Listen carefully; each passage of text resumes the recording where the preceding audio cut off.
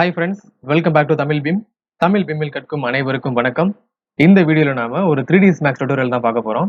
அதாவது 3ds மேக்ஸில் நீங்கள் சாஃப்ட்வேர் ஓப்பன் பண்ண உடனே உங்கள் மாடலை வரைகிறதுக்கு முன்னாடி அந்த இன்டர்ஃபேஸில் நீங்கள் என்னெல்லாம் செட் பண்ணிக்கணும், அதாவது யூனிட்ல ஆரம்பிச்சு இன்டர்ஃபேஸில் என்னென்ன டூல் உங்களுக்கு மெயினாக எனபிள் பண்ணிக்கணும், இதெல்லாம் பற்றி தான் நம்ம இந்த வீடியோவில் டீட்டெயிலாக பார்க்க போகிறோம். வாங்க வீடியோக்குள்ளே போகலாம்.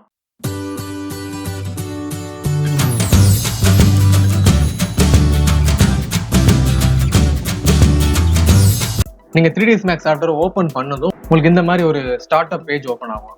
ஸோ இதில் நீங்கள் டெம்ப்ளேட்டை சூஸ் பண்ணிக்கலாம். உங்களுக்கு இன்டர்ஃபேஸ் வந்து உள்ளே எப்படி இருக்கணுன்றதை செலக்ட் பண்ணிக்கலாம். ஸோ அதுதான் இது. ஸோ இந்த டேப் உங்களுக்கு தேவையில்லை, நீங்கள் எடுத்த உடனே உங்களுக்கு டிஃபால்ட் டெம்ப்ளேட்டில் உள்ளே போயிடணும் அப்படின்னா நீங்கள் இந்த இடத்துல அதை அன்மார்க் பண்ணிக்கலாம். Show this welcome screen at start up அப்படின்றத அன்மார்க் பண்ணிக்கலாம். உங்களுக்கு தேவைப்படுது ஒவ்வொரு தடவையும் டெம்ப்ளேட் மாற்றிக்க போகிறீங்க அப்படின்னா அதை ஷோன்னு கொடுத்துருங்க, அதை மார்க் பண்ணிடுங்க. இந்த டெம்ப்ளேட்ல பார்த்தீங்கன்னா உங்களுக்கு ஃபர்ஸ்ட் இது ஒரிஜினல் ஸ்டார்ட் அப் அப்படின்னு இருக்கும். ஒரிஜினல் ஸ்டார்ட் அப் அப்படின்னா என்னன்னா, உங்களுக்கு இந்த இன்டர்ஃபேஸ்ல எந்த டிராயிங்குமே இருக்காது. ஒரு பிளைன் ஒர்க் ஸ்பேஸ் இருக்கும், தென் டிராயிங் டூல்ஸ் உங்களுக்கு அவைலபிளா இருக்கும். அதுவே நீங்க மற்ற ஒர்க் ஸ்பேஸ், இந்த ரிமைனிங் இருக்கிற 4 ஒர்க் ஸ்பேஸ் யூஸ் பண்ணீங்கன்னா அந்த டிராயிங்கை உள்ள வரைஞ்சி வச்சிருப்பாங்க. ஸோ அந்த பேக்ரவுண்டை நீங்க ஒரு டெம்ப்ளேட்டா யூஸ் பண்ணி அதுல உங்க மாடலை டிசைன் பண்ணிக்கலாம். ஸோ அதுக்காக தான் இது. இப்போ நான் எக்ஸாம்பிளுக்கு இந்த சாம்பிள் அண்டர் வாட்டர்ன்றதை கிளிக் பண்றேன்.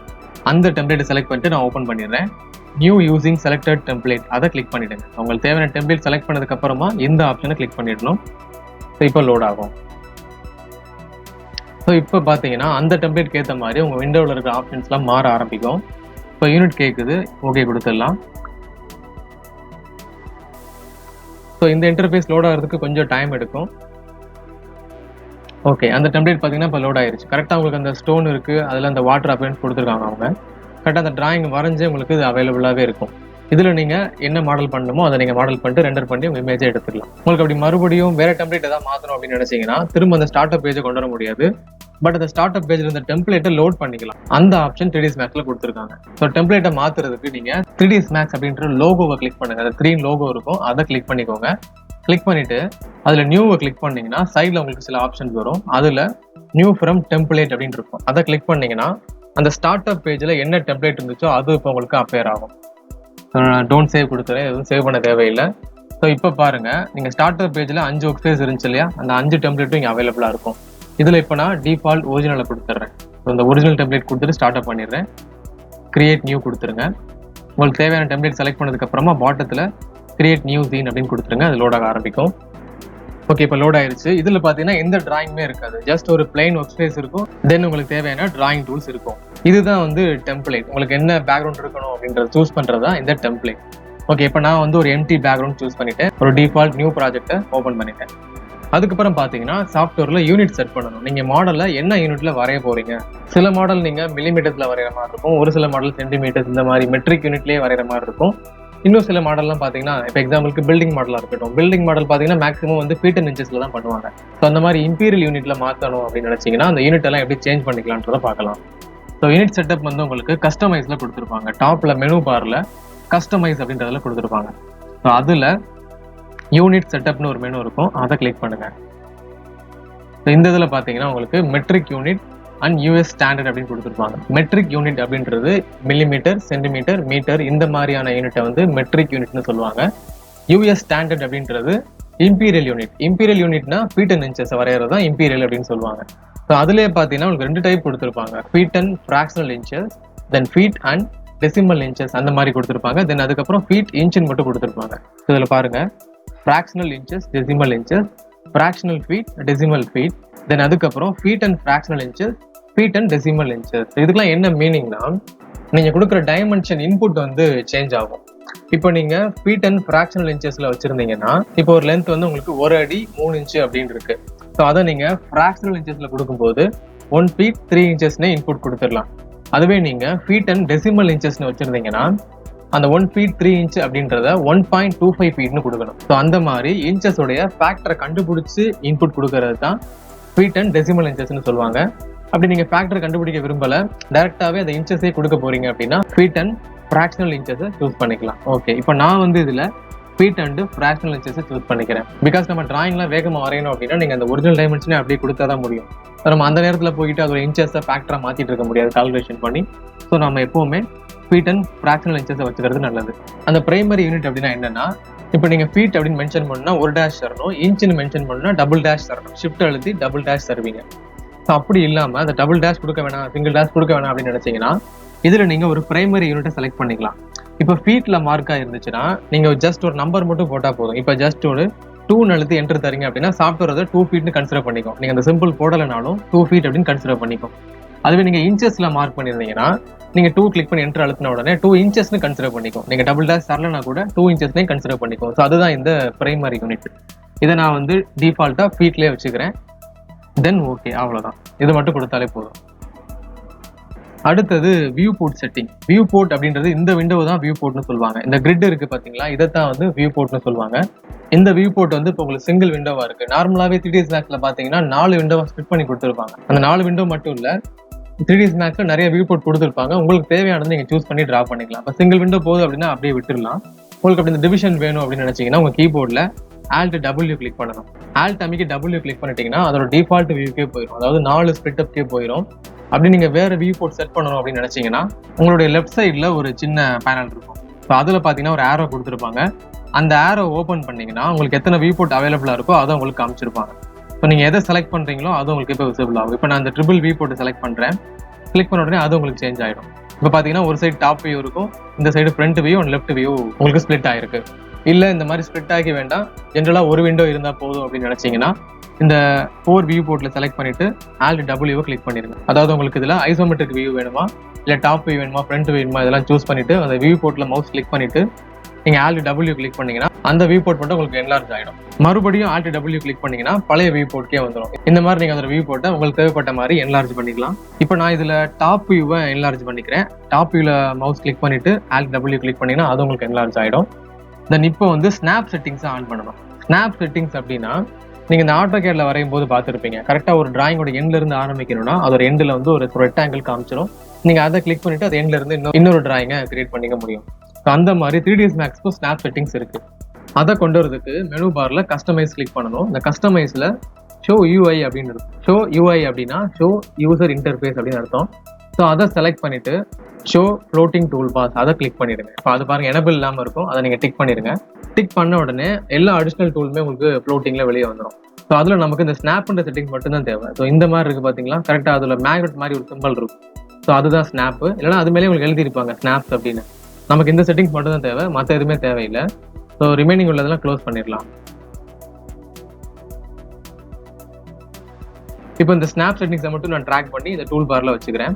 இந்த ஸ்னாப் செட்டிங்ஸில் நமக்கு மோஸ்ட்லி யூஸ் ஆகிறது grid snap and end snap. So grid snap அப்படின்றது இதுதான், இந்த பாயிண்டாக இருக்குது பார்த்தீங்களா, அது கிரிட் ஸ்னாப். அங்கேருந்து 4th ஒன்று இருக்க ஐகான் வந்து எண்டு பாயிண்ட் ஸ்னாப். ரெண்டுமே உங்களுக்கு அடிக்கடி டிராயிங் வரும்போது யூஸ் ஆகும். அது என்னென்னு இப்போ காமிக்கிறேன் உங்களுக்கு. அதுக்கு முன்னாடி இந்த கிரிட்டோடைய ஸ்பேஸிங்கை எப்படி சேஞ்ச் பண்ணலான்னு பார்க்கலாம். இதில் பார்த்தீங்கன்னா இந்த கட்டமாக இருக்கிறதா கிரிட்னு சொல்லுவாங்க. இந்த கிரிட்டில் இந்த லைனுக்கும் இந்த லைனுக்கும் உள்ள ஸ்பேஸிங்கை நீங்கள் எடிட் பண்ணிக்கலாம் உங்களுக்கு ஏற்ற மாதிரி. ஸோ அதுக்கு வந்து இங்கே மேலே பார்த்தீங்கன்னா ஸ்னாப்போடைய செட்டிங்ஸ் இருக்கும். அதில் இந்த 3 சிம்பிளில் மவுஸ் வச்சுட்டு ரைட் கிளிக் பண்ணிங்கன்னா ஸோ ஒரு டயலாக் பாக்ஸ் ஓப்பன் ஆகும். இந்த டயலாக் பாக்ஸில் உங்களுக்கு எந்தெந்த ஸ்னாப் எல்லாம் விசிபிள் ஆகுன்றது செலக்ட் பண்ணிக்கலாம். அதை நம்ம இங்கேயே கிளிக் பண்ணிட்டோம். அதாவது கிரிட் ஸ்னாப் வேணும், தென் அதுக்கப்புறம் எண்டு பாயிண்ட் ஸ்னாப் வேணும், அதை நம்ம கிளிக் பண்ணிட்டோம். இப்போ கிரிட்டோடைய ஸ்பேஸிங்கை மாற்றுறதுக்கு ஹோம் கிரிட்டுக்கு வரும். ஹோம் கிரிட்னு ஒரு மெனு இருக்கும், அதில் போயிட்டீங்கன்னா கிரிட் ஸ்பேசிங்னு ஒரு ஆப்ஷன் இருக்கும். கிரிட்டோடைய ஸ்பேசிங் பார்த்தீங்கன்னா 0 ஃபீட்டில் செட் ஆயிருக்கு. நான் இதை இப்போ 10 இன்ச்சுன்னு மாற்றிக்கிறேன் ரவுண்டப்பா. 10 இன்ச்சுன்னு என்ட்ரு கொடுத்துட்டேன். இப்போ க்ளோஸ் பண்ணிக்கலாம். இப்போ இந்த கிரிட் பார்த்தீங்கன்னா ஒவ்வொன்றும் 10 இன்ச்சில் பிளேஸ் ஆகிருக்கும். ஸோ இது மாதிரி டைமென்ஷன்லாம் செக் பண்ணுறதுக்கு 3ds மேக்ஸில் எந்த டூலும் கிடையாது. நம்ம வேணால் ஜஸ்ட் ஒரு ஆப்ஜெக்டை வரைஞ்சி பார்த்து செக் பண்ணிக்கலாம். இப்போ அந்த ஆப்ஜெக்ட் எப்படி வரையிறதுன்னு பார்க்கலாம். சார் இப்போ ஒரு பாக்ஸ் எடுத்துட்டு அந்த கிரிட்டோடைய ஸ்பேசிங்கை செக் பண்ண போகிறேன். அதுக்கு முன்னாடி இந்த 3D ஸ்னாப்பையும் கிரிட் ஸ்னாப்பையும் ஆன் பண்ணிக்கணும். ஸோ ரெண்டுமே மார்க்கில் தான் இருக்குது. ஸோ அதை கிளிக் பண்ணி பார்த்தீங்கன்னா ப்ளூ கலரில் சேஞ்ச் ஆகும். ஸோ சேஞ்ச் ஆயிடுச்சு அப்படின்னா அது ஆனில் இருக்குன்னு அர்த்தம். அதே மாதிரி கிரிட் ஸ்னாப்பும் ஆனில் இருக்கணும். ஸோ இப்போ பாக்ஸ் கமெண்ட் எடுத்துட்டு நான் அந்த கிரிட்டுக்குள்ளே ட்ராப் பண்ணுறேன். இப்போ பார்த்தீங்கன்னா நமக்கு ஸ்னாப் ஆனில் இருக்கிறதுனால கரெக்டாக அந்த எண்டு பாயிண்ட்லாம் உங்களுக்கு காமிக்குது. இப்போ அது டிசபிள் இருந்தால் அந்த பாயிண்ட்லாம் உங்களுக்கு காமிக்காது. இப்போ பார்த்தீங்கன்னா கரெக்டாக அவங்களால அந்த கிரிட்டோட எண்டு பாயிண்ட்டை செலக்ட் பண்ணவே முடியாது, ஏன்னா அது காமிக்காது. ஸோ உங்களுக்கு டிராயிங்கோட எண்டு பாயிண்ட்லாம் கரெக்டாக வேணும் அப்படின்னு நினச்சிங்கன்னா நீங்கள் இந்த 3D ஸ்னாப்பை எனபிள் பண்ணிக்கணும். இப்போ உங்களுக்கு அந்த கிரிட் ஸ்னாப்பை கரெக்டாக எடுத்துக்க முடியும். ஓகே, நான் இப்போ கிரிட்டோடைய டயகனல் இந்த பாயிண்ட்லேருந்து இந்த பாயிண்ட்டுக்கு ஒரு ரெக்டாங்கிள் வரைஞ்சிட்டேன். ஓகே, இப்போ டைமென்ஷனை செக் பண்ணி பார்க்கலாம். அந்த பாக்ஸோடைய ப்ராப்பர்ட்டியில் போய் பார்த்தீங்கன்னா அதோட டைமென்ஷன் இங்கே காமிச்சிருப்பாங்க. ஓகே, 10 இன்ச்சஸ்க்கு 10 இன்ச்சஸ் கரெக்டாக இருக்குது. ஸோ பாக்ஸோடைய வித் 10 இன்ச்சஸ், ஹைட் 10 இன்ச்சஸ். அப்போ அந்த கிரிட்டோடைய ஸ்பேசிங்கும் 10 இன்ச்சஸ் கரெக்டாக இருக்குன்னு அர்த்தம். தென் ஃபைனலாக இந்த இன்டர்ஃபேஸில் இருக்க ஒவ்வொரு டூல் பாருக்கும் என்ன நேம்ன்றதை பார்த்துடலாம். ஸோ ஃபர்ஸ்ட்டு இங்கே டாப்பில் பார்த்தீங்கன்னா இந்த இடத்துல 3ds Maxோட லோகோ இருக்கும். ஸோ அதை வந்து ஆப்ஷன்ஸ்னு சொல்லுவாங்க. அந்த சாஃப்ட்வேருடைய மொத்த செட்டிங்ஸும் உங்களுக்கு அங்கே தான் கொடுத்துருப்பாங்க. அதோடைய நேம் வந்து ஆப்ஷன்ஸ்னு சொல்லுவாங்க. அதுக்கப்புறம் இந்த இடத்துல பார்த்தீங்கன்னா இந்த work space, default, create new, save இந்த மாதிரி ஆப்ஷன்லாம் இருக்குது பார்த்தீங்களா, அந்த டூல் பாரை வந்து குவிக் ஆக்சஸ் டூல் பார்னு சொல்லுவாங்க. ஏன்னா நீங்கள் ஒரு நியூ டிராயிங் எடுக்க போகிறீங்க, டிராயிங் ஓப்பன் பண்ண போகிறீங்க அப்படின்னா இந்த மெனுக்குள்ளே போக தேவையில்லை. ஸோ டேரெக்டாகவே நீங்கள் இதை கிளிக் பண்ணி ஆக்சஸ் பண்ணிக்க முடியும். அதனால தான் இதை வந்து குவிக் ஆக்சஸ் டூல் பார்னு சொல்லுவாங்க.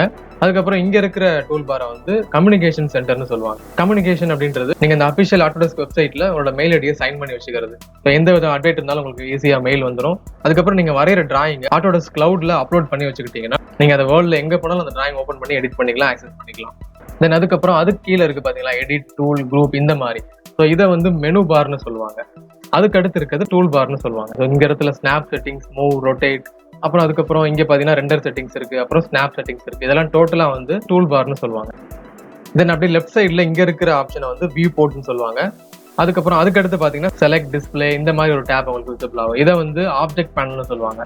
ஆப்ஜெக்ட் பேனல் அப்படின்னா நீங்கள் எந்த டிராயிங் வரைஞ்சாலும் சரி, எந்த மாடிஃபிகேஷன் ஒர்க் பண்ணாலும் சரி, அதோட ரெக்கார்ட் எல்லாம் இங்கே ஸ்டோர் ஆகிட்டே வரும். இப்போ நான் ஒரு பாக்ஸ் வரைஞ்சிருக்கேன். ஸோ அந்த பாக்ஸ் வந்து லிஸ்ட்டில் ஆட் ஆயிருச்சு. இது மூலமாகவே நீங்கள் அதை அக்சஸ் பண்ணிக்கலாம். அதாவது விசிபிள் இருக்கணுமா, டெலிட் ஆகணுமா, அதெல்லாம் நீங்கள் அக்சஸ் பண்ணிக்கலாம். நீங்கள் அந்த பாக்ஸை கிளிக் பண்ணியும் டெலிட் பண்ணிக்கலாம். இல்லை இந்த செலெக்ஷன் பேனலில் போயிட்டு அந்த பாக்ஸ்ன்ற ஆப்ஷனை கிளிக் பண்ணியும் டெலிட் பண்ணிக்கலாம். அதுக்கப்புறம் இது விசிபிள் இருக்கணும் அப்படின்னா அது ஐ எனபிள் இருக்கட்டும். ஒருவேளை விசிபிள் வேண்டாம் அப்படின்னு நினச்சிங்கன்னா அந்த ஐ சிம்பிளை கிளிக் பண்ணிட்டாலும் அது ஹைட் ஆயிரும். இந்த மாதிரி விசிபிள் கண்ட்ரோல்லாம் உங்களுக்கு அந்த இடத்துல இருக்கும். தென் அதுக்கப்புறம் கீழே இங்கே இருக்குது பார்த்தீங்கன்னா 10 செகண்ட்ஸ், 20 செகண்ட்ஸ், 30 செகண்ட்ஸ் இந்த மாதிரி நம்பர்ஸ் இருக்குது பார்த்தீங்களா. இதை வந்து டைம் லைன் அப்படின்னு சொல்லுவாங்க. இந்த சாஃப்ட்வேரில் பார்த்தீங்கன்னா நீங்கள் அனிமேஷன் ஒர்க் பண்ண முடியும். ஸோ அந்த அனிமேஷன் ஒர்க்குக்கு டைமை செட் பண்ணுறதுக்கு தான் கீழே உங்களுக்கு இந்த ஸ்கேல் கொடுத்துருக்காங்க. இது வந்து டைம் லைன்னு சொல்லுவாங்க. அதுக்கப்புறம் இந்த இடத்துல இருக்கிறத நேவிகேஷன் டூல்ஸ்னு சொல்லுவாங்க. நேவிகேஷன் டூல் அப்படின்றது இங்கே டிராயிங் நீங்கள் பேன் பண்ணுறது, ரொட்டேட் பண்ணுறது, ஆர்பிட் பண்ணுறது இந்த மாதிரி டூல்ஸ் எல்லாம் இங்கே இருக்கும் அந்த இடத்துல. தென் அப்புறம் இந்த பிளாக் ஸ்க்ரீன் இருக்குது பார்த்தீங்களா கிரிட்டோட, அந்த பிளாக் ஸ்க்ரீனை வந்து GUI ஸ்க்ரீன்னு சொல்லுவாங்க. GUI அப்படின்னா கிராஃபிக்கல் யூசர் இன்டர்ஃபேஸ் அப்படின்னு சொல்லுவாங்க. அதுக்கப்புறம் இந்த இடத்துல இந்த XYன்ற சிம்பிளை வந்து UCS ஐக்கான்னு சொல்லுவாங்க. அதுக்கப்புறம் இந்த இடத்துல இருக்குது பார்த்தீங்கன்னா டாப் வியூ அப்படின்னு சொல்லி, ஸோ இந்த கியூபை வந்து WCS ஐக்கான்னு சொல்லுவாங்க. UCS அப்படின்னா யூசர் கோஆர்டினேட் சிஸ்டம், WCS அப்படின்னா வேர்ல்டு கோஆர்டினேட் சிஸ்டம். அப்புறம் நீங்கள் இந்த இன்டர்ஃபேஸில் டிராயிங் வரையும் போது உங்களுக்கு கிரிட் ரெஃபரன்ஸ் வேண்டாம். இப்போ கிரிட் ரெஃபரன்ஸ் இருந்தால் உங்களுக்கு வசதியாக இருக்கும். நீங்கள் 10 inch கிரிட் சைசிங் செட் பண்ணியிருக்கீங்க. அப்போ அந்த ரெஃபரன்ஸை வச்சு நீங்கள் ஈஸியாக ஒரு டிராயிங்கை வரைய முடியும். உங்களோட கிரிட் ஸ்னாப் யூஸ் பண்ணி வரைய முடியும். அப்படி உங்களுக்கு இந்த மாதிரி கிரிட் வந்து தேவையில்லை, நீங்கள் அப்ராக்சிமேட்டாக ஒரு மாடல் வரைஞ்சா போதும் அப்படின்னு நினச்சிங்கன்னா உங்கள் கீபோர்டில் G கிளிக் பண்ணி அந்த கிரிட்டை டிசபிள் பண்ணிக்கலாம். ஜஸ்ட் கீபோர்டில் Gன்ற பட்டனை கிளிக் பண்ணால் போதும், அந்த கிரிட் வந்து டிசபிள் ஆயிரும். மறுபடியும் கிரிட் வேணும் அப்படின்னா ஸோ மறுபடியும் நம்ம Gன்ற கீயை கிளிக் பண்ணணும், அவ்வளோதான். ஸோ இப்போ பார்த்த இந்த டூல் பார் எல்லாம் தான் உங்களுக்கு டிராயிங் வரையும்போது ரொம்ப யூஸ்ஃபுல்லாக இருக்கும். ஒருவேளை உங்களுக்கு இந்த டூல் பார்ஸ் எல்லாம் இங்கே எனபிளாக இல்லை, இன்டர்ஃபேஸே வேறு மாதிரி இருக்குது, இப்போ நான் சொல்கிற மாதிரி இல்லாமல் இன்டர்ஃபேஸ் உங்களுக்கு வேறு மாதிரி இருக்குது அப்படின்னா ஸோ டேரெக்டாக இந்த இடத்துல இந்த குவிக் ஆக்சஸ் டூல் பாரில் போயிட்டு ஒர்க் ஸ்பேஸை சேஞ்ச் பண்ணிடுங்க. ஏன்னா சில பேர் இந்த ஒர்க் ஸ்பேஸை மாற்றி வச்சிருக்கலாம், வேறு ஒர்க் ஸ்பேஸ், டிசைன் ஸ்டாண்டர்ட் இல்லை என்ஹான்ஸ்டு மெனு இந்த மாதிரி மாற்றி வச்சிருக்கலாம். அதனால உங்களுக்கு இந்த இன்டர்ஃபேஸே வேறு மாதிரி சேஞ்ச் ஆகிருக்கும். அப்படி உங்களுக்கு டிஃபரன்ஸாக இருந்துச்சுன்னா இந்த ஒர்க் ஸ்பேஸில் போயிட்டு டிஃபால்ட்னே கொடுத்துருங்க, அவ்வளோதான். ஒருவேளை உங்களுக்கு குவிக் ஆக்சஸ் டூல் பாரில் இந்த ஒர்க் ஸ்பேஸ் செட்டிங்ஸ் இல்லை, அந்த சேஞ்ச் பண்ணுற ஆப்ஷன் இல்லை அப்படின்னா அதையும் நீங்கள் கஸ்டமைஸில் போயே எடுத்துக்கலாம். அந்த கஸ்டமைஸ்ன்ற மெனு பாரில் போயிட்டு அதில் custom UI and default Schweitzer அப்படின்னு ஒரு ஆப்ஷன் இருக்கும், அதை கிளிக் பண்ணுங்கள். ஸோ அதில் டிஃபால்ட்ன்றதை செலக்ட் பண்ணிவிட்டு உங்களுக்கு இதில் ஏதாவது ஒர்க் ஸ்பேஸ் மாறி இருந்துச்சுன்னா அதில் டிஃபால்ட் UIன்றதை செலக்ட் பண்ணிவிட்டு ஓப்பன் கொடுத்துருங்க. மறுபடியும் டிஃபால்ட்டாக அந்த டிராயிங் வரையறதுக்கு என்னென்ன டூல்ஸ் தேவையோ அது மட்டும் உங்களுக்கு விசிபிள் ஆகிடும். ஓகே ஃப்ரெண்ட்ஸ், வீடியோ பார்த்துக்க ரொம்ப நன்றி. இந்த இன்டர்ஃபேஸ் செட்டப் உங்களுக்கு அண்டர்ஸ்டாண்ட் இருக்கும்னு நம்புறேன். உங்களுக்கு 3ds Maxல வேறு ஏதாவது டவுட் இருந்தாலும் கமெண்ட் பண்ணுங்கள், அதுக்கான வீடியோ நான் சீக்கிரமாகவே அப்லோட் பண்ணுவேன். இந்த வீடியோவை புதுசாக பழகிட்டு இருக்கும் நண்பர்களுக்கு ஷேர் பண்ணி ஹெல்ப் பண்ணுங்கள். தொடர்ந்து எங்கள் அப்டேட்ஸை பார்த்துட்டே இருக்கணும்னா மறக்காமல் சப்ஸ்கிரைப் பண்ணுங்கள். பாய்.